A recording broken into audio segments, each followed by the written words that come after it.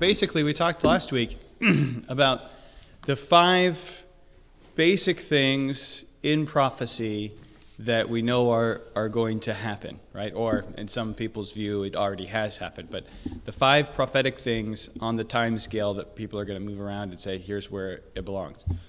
And those were the coming of Christ. Jesus is coming again, right? The resurrection, right? The millennial reign of Christ, or eternal reign of Christ, where the pre-millennial will say it starts with 1,000 years, a millennium, and then goes on into eternity. So the reign of Christ begins with 1,000-year period on the earth and continues on forever. And then we have also how many things have I given? 3 things? There's the tribulation, or the 70th week of Daniel, which is really kind of what we're going to be talking about today. And then there's the new heavens and the new earth that are going to be created. So these are the 5 essential elements. Now, on these sheets that I've handed out, a couple more, we've gone through, and I broke down how different views of the end times, or eschatology, how they handle these different things. And I gave you a timeline where the pre-millennial will say that we're in present day, there's an unknown amount of time between now and when the 70th week, or that tribulation period, that 7-year tribulation starts. And then there's 1,000 years after that, Jesus comes back, he reigns on this earth for 1,000 years, and then there's a new heaven and a new earth, and he reigns forever. Then the post-millennial will say, no, we're in the millennium right now. The 7-year tribulation already happened in the 1st century A.D. All that 1st century, Jesus, really from his baptism until the cross was the first half, and then 3.5 years after that was the last half. And then everything else was fulfilled at 70 A.D., which to me doesn't really fit, right? And then we've been in the millennium ever since, and eventually the world's going to get better and better and better, and we're going to turn the world over to Christ, and he's going to come and receive the kingdom. If that sounds crazy, I agree with you. But that is the post-millennial view, and there's good arguments for it, actually. You'll be kind of surprised at the good arguments that they bring. They believe that Christ returns after the millennium, but before the new heavens and new earth, and that's the post-millennial view. Then the amillennial view, which kind of just says, the millennium's all just figurative. The tribulation could be 7 years, could be 3.5 years, could be just one moment, one day. Either way, it's going to happen at the same time as the millennium, because the millennium's kind of figurative, it's happening in heaven. So they're called amillennial, because they kind of, meaning not. They just kind of don't believe in the literal on the earth millennial. Okay? Millennium. Those are the different views, all right? Today, we're going to try to, with those views in mind as our foundation, knowing what different people say about then you have the hyper-preterists who just say everything's already done. And of course, that's not really a Christian view. Jesus is not left us as is, right? There's something more in the future. We do know this. So, with those views in mind, we're going to start now a survey of the prophetic statements in the book of Daniel. And we're going to try to say, how do these fit into these timelines, into what we're trying to figure out, which timeline is right. Okay? So turn with me, if you would, to Daniel chapter 2. We'll start there. Daniel chapter 2. All right, so you know the story of Daniel, right? He's taken captive. He's part of the captivity. He's taken captive out of Israel, out of Jerusalem, with the first time the Babylonians come in and take captives. They actually came and took captives 3 times. The first time they took all the best and the brightest of Israel to come serve the king of Babylon, Nebuchadnezzar. The second time they came and they just took out all the rulers and all the important people. And then the third time they came, they just took everybody because Israel kept on rebelling, right? The first time they took the best and the brightest, and Daniel was one of the best and the brightest. And he was taken to be a wise man in the courts of Nebuchadnezzar the king. And you probably remember the story in Daniel chapter 1 where he's told he has to eat this certain meat that's not lawful for him to eat as a Jew. He refuses and says, hey, I'm just going to eat vegetables for this period of time, the next several weeks. And if I'm healthier or fatter, right? If I've gained weight, because back then healthy was gaining weight, right? That's not how we kind of look at it today. So if I'm fatter than everyone else after this period of time, just eating vegetables, then let me continue to eat the vegetables, and God allowed him to do so. Then in chapter 2, we see that we pick up the story here. In the 2nd year of the reign of Nebuchadnezzar dreamed dreams, wherewith his spirit was troubled, and his sleep brake from him. Then the king commanded to call the magicians, and the astrologers, and the sorcerers, and the Chaldeans, for to show the king his dreams. So they came and stood before the king. And the king said unto them, I have dreamed a dream, and my spirit was troubled to know the dream. Then spake the Chaldeans to the king in Syriac, O king, live forever, tell thy servants the dream, and we will show the interpretation. The king answered and said to the Chaldeans, the thing is gone from me. If you will not make known unto me the dream with the interpretation thereof, ye shall be cut in pieces, and your houses shall be made a dunghill. Lovely, right? Can you imagine these guys? Now, we don't know if Nebuchadnezzar had really forgotten the dream, or if he was just really interested in the true interpretation and was not convinced that these guys were going to actually be honest. Because how could he tell, right? If he tells them the dream, they could just come up with this means that, and this means that, and just come up. And how could he know if that's actually the interpretation? So it's possible that he did remember the dream, and he was just saying, if you're really what you say you are, you can tell me the dream, else how am I going to test to know if what you're telling me is true? He really wanted to know the true interpretation. We don't know. It could be that he forgot and he's being honest here.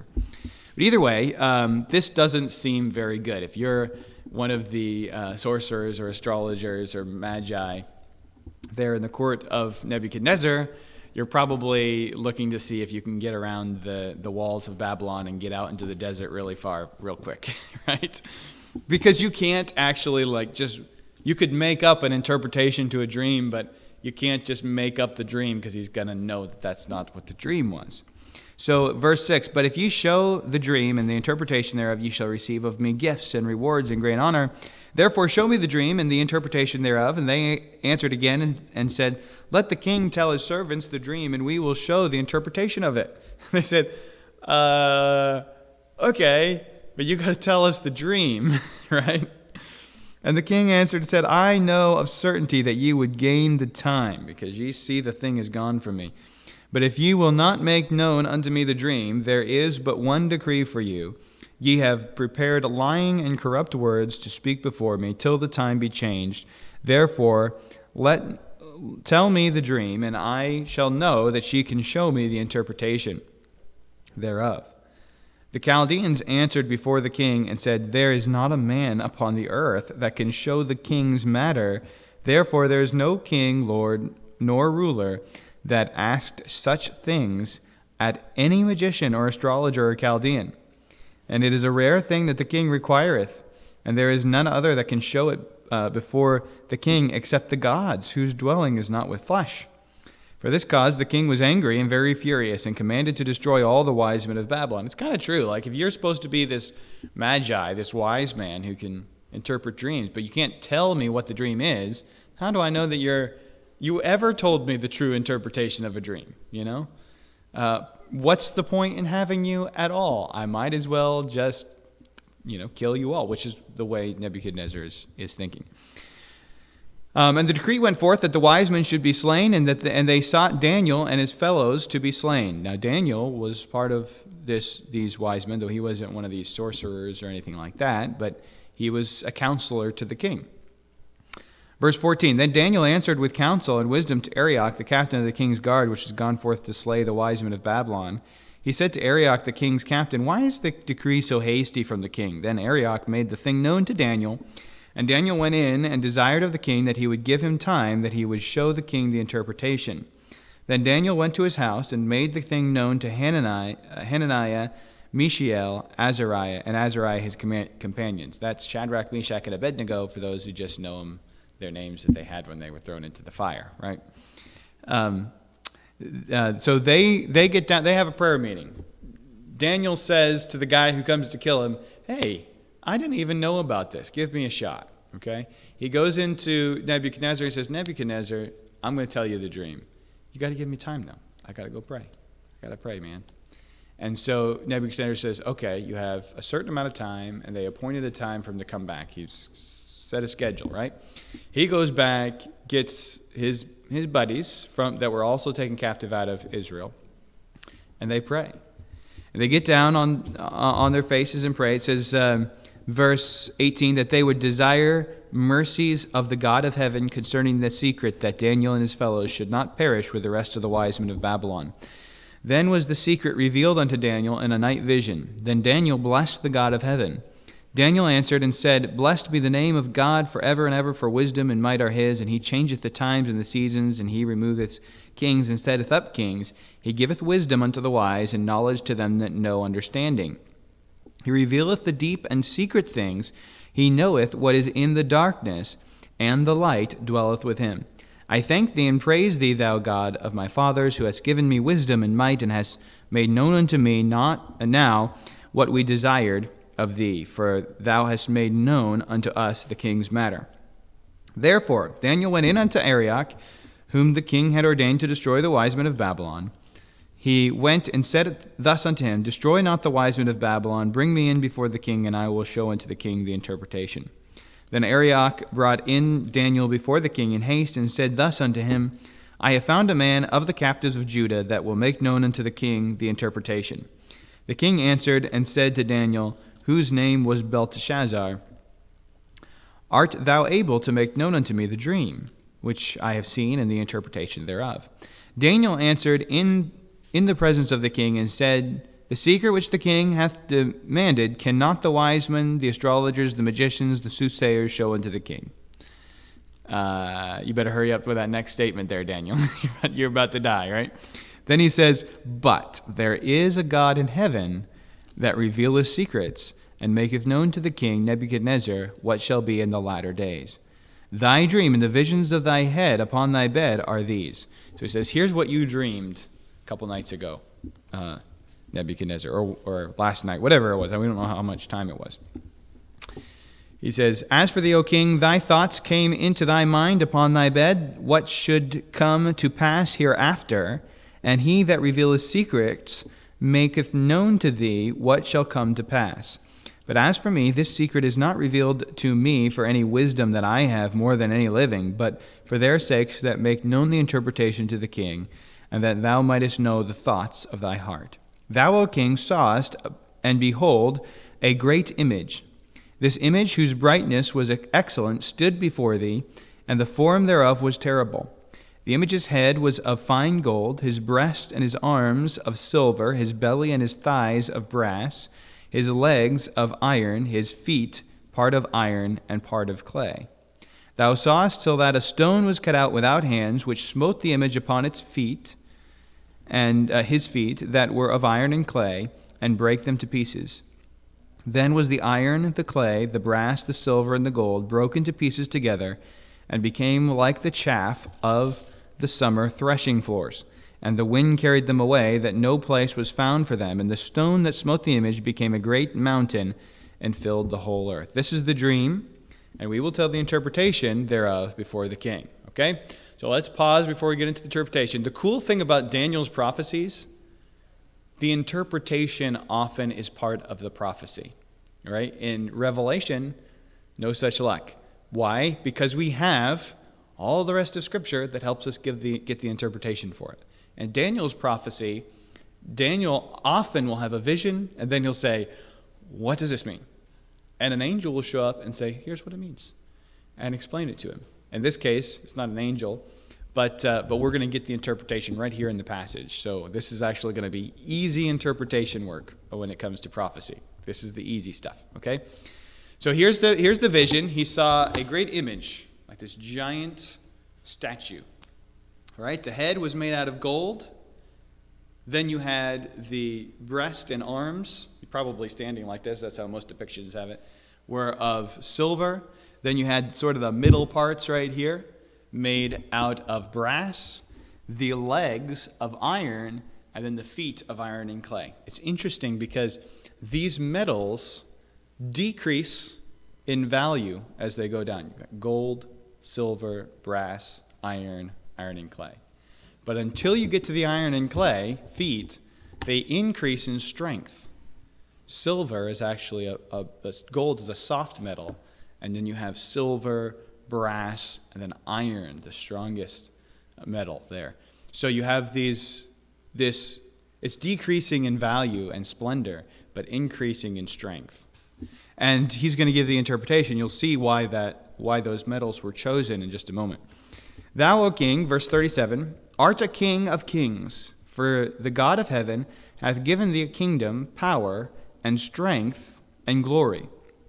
And wheresoever the children of men dwell, the beasts of the field and the fowls of the heaven hath he given into thine hand, and hath made thee ruler over them all. Thou art this head of gold. Now this is probably very pleasing to Nebuchadnezzar.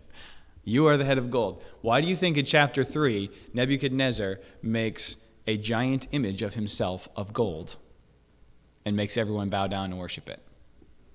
Right? Because the God of heaven said, I'm the head of gold. So worship me. I'm a head of gold. Right? No. The God of heaven's the one you worship, right? And Nebuchadnezzar is going to learn that by the end of the book of Daniel.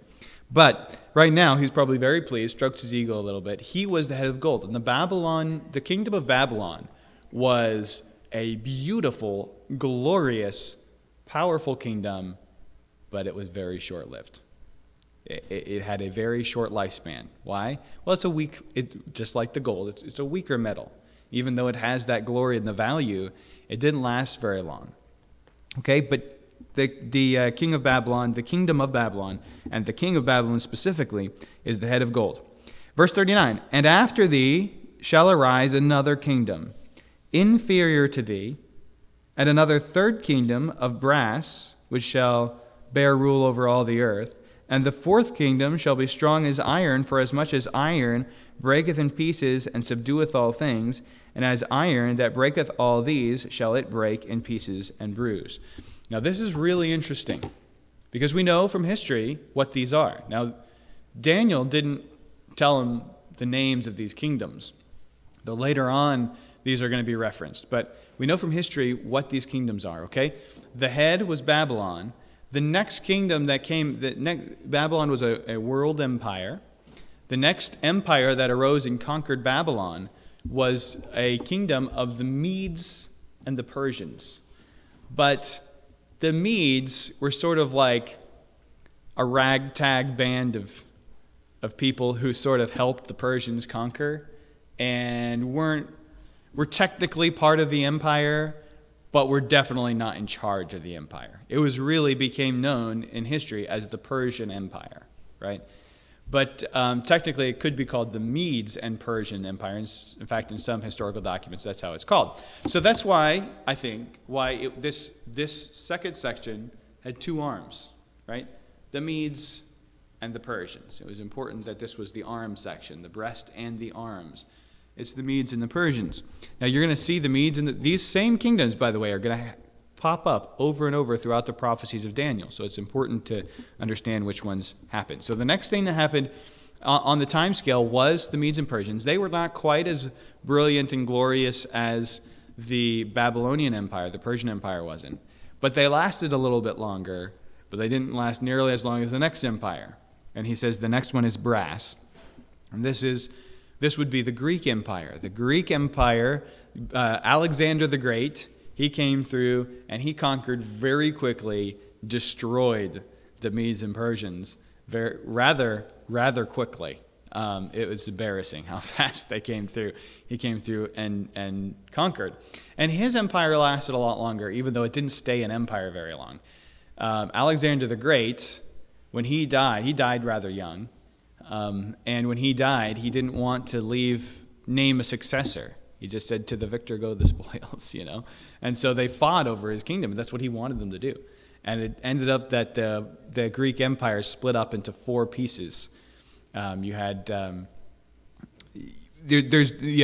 were just 4 different pieces. I can't name them all. There's the Ptolemaic, and then there's there's different names for all the pieces. But anyway, so there's 4 different pieces of the Greek Empire, but it lasted quite a while until finally the Roman Empire came and conquered them all. And the Roman Empire lasted a very long time. In fact, you could say, though it's not an empire anymore, that it never really was conquered. In a sense, the Roman rule still exists, just not as an empire and not over the world. But, Rome was never really, it was conquered by different groups. Different groups took control of Rome, but it was always sort of that center of power. And it never really, it just transferred over to a religious control, right, with the Catholic Church, but it never really stopped. Okay, but anyway, so we have these all being kingdoms, the head of gold, Babylon. You see, what Daniel's doing is he's predicting, in the time of Babylon, the next 3 empires that are going to come, right? The Medes and the Persians, the Greeks, and the Romans. And he's even predicting, by the power of God, he's even predicting exactly how strong each one will be and which one will last the longest. It's the Roman Empire. And so he says, the Roman Empire, the 4th kingdom, shall be strong as iron, for as much as iron breaketh in pieces and subdueth all these things, and as iron that breaketh all these things shall it break in pieces and bruise. And whereas thou sawest the feet and toes, part of potter's clay and part of iron, the kingdom shall be divided, for there shall be in it of the strength of the iron. For as much as thou sawest the iron mixed with the miry clay, and as the toes of the feet were part iron and part of clay, so the kingdom shall be partly strong and partly broken. And whereas thou sawest iron mixed with miry clay, they shall mingle themselves with the seed of men, but they shall not cleave one to another, even as iron is not mixed with clay. And in the days of these kings shall the God of heaven set up a kingdom which shall never be destroyed. And the kingdom shall not be left to other people, but it shall break in pieces and consume all these kingdoms, and it shall stand forever. For as much as thou sawest that the stone was cut out of the mountain without hands, and that it brake in pieces the iron, the brass, the clay, the silver, the gold, the great God hath made known to the king what shall come to pass hereafter, and the dream is certain, and the interpretation thereof sure. Okay? So, here is what he's saying. This is where it gets interesting. This is where we're talking about future stuff. He says, the feet, okay? There's head, gold. Then you had silver with the breast. Then you had the middle parts were brass. Then you had iron, and then you had iron and clay. And it's interesting that he even mentioned the toes of the feet. How many toes do most people have? 10, right? Most people, unless you've lost one along the way, right? So this is interesting. Now, okay, let's go to these views and let's see how different views will approach this prophecy. And we'll leave it at that. And then this prophecy is going to be baseline for all the other prophecies we're going to look at in Daniel, because these are the base. Daniel's going to get into more and more detail on these kingdoms. Okay, the post-millennial view, let's put the amillennial aside because they're just going to say everything's figurative. Okay, let's look at the post-millennial view. Again, like I said last week, I don't want to criticize those who are amillennial. They have good intentions, they mean well, and some of them are extremely smart. I just think that they're wrong. The post-millennial view is going to say that Jesus set up his kingdom already, and that it happened after he died on the cross and rose from the dead. And so they'll say, you see, the iron is the Roman Empire. Who put Jesus to death? The Roman Empire. And remember, the stone came in the days of these kings, Meaning they'll say that's the Roman Empire, and the stone came in and hit it at its feet, and that was the kingdom of Christ. And that sounds really convincing, especially if you hear someone who's actually post-millennial say it. They'll say it in a way that's really convincing. But the problem is they're missing the details. And the details are the kingdom is supposed to be divided before the stone comes that's cut without hands. The stone cut without hands, that means not human-made, right? That's why Jesus was born of a virgin, right? He wasn't made of humans. He was made of God. He is God, right? He's cut without hands. He comes and he sets up a kingdom. But the stone smites the statue at its feet. And its feet are not strong. They're iron mixed with clay. You know what happens when you take clay and mix it with iron? You don't have anything, right? The whole thing falls apart. The iron and clay don't connect. They don't mix, right? So this is a very weak part of the statue. And remember, the strength of the metal has really told us how long it's going to last, right? The feet are going to last. They're going to be a flash in the pan. They're going to be really, really short compared to the 100 and some years of the Babylonian Empire and so on and so forth. The feet are going to be very short, okay? It's also interesting that there are 10, that it mentions the toes being 10, okay? When we get to Revelation, we're going to see some of these things coming out, because when we start studying Revelation, we're going to see that there's 10 kings that shows up in a kingdom. We're going to see that there is a kingdom that Christ comes back, when he comes back and sets up his reign, that he is going to take over a kingdom that is in some ways similar to the Roman Empire, not necessarily the Roman Empire, because the Roman Empire is gone, but it's similar to that in some ways, which would explain why it says it had iron, but it's mixed with clay. It's sort of a weak version of what used to be the Roman Empire. And so you can see how the Pre-Millennial View actually accounts for the details in this prophecy. The Post-Millennial View will just say, forget the feet. The feet don't matter, right? But you have to say, if Jesus is the stone and he set up his kingdom after the Roman Empire, if this is actually the feet of the Roman Empire, if it's after the Roman Empire was divided, when did the East and the West divide in the Roman Empire? I mean, it was quite a long time after Christ. Some people will say it started to divide, somewhere 500-600 years after Christ. Some people will say it's more like 900 years after Christ. But either way, it's a long time after Christ. And it's supposed to be after this division and the mingling of iron and clay and all this stuff when Jesus comes and sets up his kingdom, right? So there's something different going on here. It's not that we're already in the kingdom. The kingdom has to come after another kingdom comes that's similar to the Roman Empire. So that should at least give you a little bit of peace in your heart that at least right now we don't see the Roman Empire out there, right? So maybe that means the end times aren't here. Or maybe it's the opposite of peace because you're like, I can't wait for Jesus to come back, right? But either way, there's some sort of kingdom that's put together, that's just loosely put together. It's like this loose alliance of things that's going to come. And it might come after, like, we're taken out, after we're raptured, right? But there's going to be this loose alliance of kings that are going to be destroyed when Jesus comes back. That's what we've heard in Daniel 2. And it doesn't fit very well with the amillennial view, because all of these are literal kingdoms, and the amillennial wants to take everything figurative. It doesn't fit very well with the post-millennial view, because the post-millennial just wants to ignore the feet, right? It fits very well with the pre-millennial view, which is, again, why I'm pre-millennial, and we're going to see how these all fit very well. Next time, we're going to jump into Daniel 7.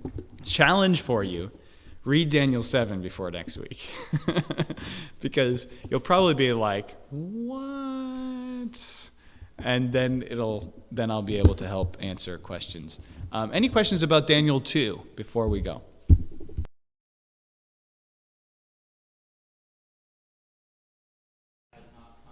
Well, we would think it's Roman-like, but we don't know that, right? All we know is that it's so far, and we haven't looked at the other things yet. So I'm bringing in some other prophecies that I haven't proven yet when I say that it's Roman-like. So far, just from Daniel 2, we can say that it has some of the strength that the Roman Empire had, whether it's actually the Roman Empire or not. We'll get into a little bit more why I think it is very similar to the Roman Empire in some way. And this is why some people will say, the Pope is the Antichrist, because, well, where is he, right? He's in Italy. He's what's left over of the Roman Empire is the Roman Catholic Church, right? So people will say, he's the Antichrist. We don't know that. That's just, huge speculation. But it's somehow connected in some way with some resemblance to the Roman Empire. We'll see that really from Daniel 7. We'll get that reason. So far in Daniel 2, all we've seen is just it's described with the same metal, only mixed with clay. And then it says, in the days of these kings, which means that in the time, not of all of the kingdoms, Jesus didn't come back during Babylon, right? In the time of the kings, I think he's referring to the 10 toes, but in the time of the kings of this last kingdom, which is apparently very short, because it's extremely weak. In the time of this last kingdom is when Jesus comes back. So there's some kingdom left ahead of us. Maybe it's America. I hope not. Yes, Luke, one more question.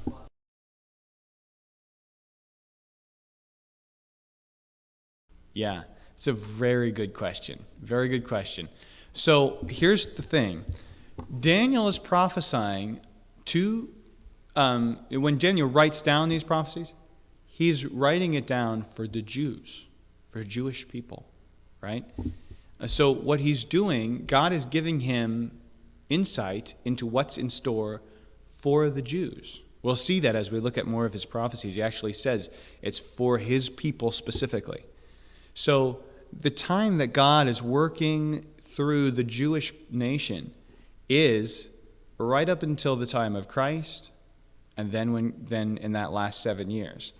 After that, the gospel goes out to the Gentiles. We are, I think, all Gentiles. Stephanie, you're not a Jew, are you? Okay. So now the gospel goes out to the Gentiles through the Jews, right? Jews aren't excluded from the gospel, but they aren't the only ones who have it, right? It's not just this one nation that God is working with. Now he's working with all people all over, right? And then he's going to, at the end, in the last 7 years, come back, or this would be the Pre-Millennial View anyway, that he's going to say, okay, now I've got to finish what I started with the Jews. I haven't finished that, right? They're still not believers in me. I still have to come back around and deal with them. So the argument from a Pre-Millennial View is that he's seeing only those things that have to do with Israel, right? Also, if you look at it, and what I mentioned before, because the Roman Empire was never really conquered, it just sort of slowly over about 1,000 years transitioned from a military empire into a religious empire, right? And then there was the Reformation in the 1500s, and it sort of the religious empire started going away, and all these states all across countries all across Europe popped up and everything. But Rome was not like, oh, it's gone, right? It's still kind of there, right? So in a sense, that empire, it's not like the Medes and Persians. Where are they today? They're gone, right? The Babylon, they're gone. Rome is still kind of there. So in a sense, we're still in the legs, right? It's still there. It's just not an empire anymore. So there's also that. People will say, well, maybe it's just because it didn't skip over our time. We're just in that whole part of the legs, right? But there's definitely something left that's not fulfilled out of this prophecy, and that's what we're waiting.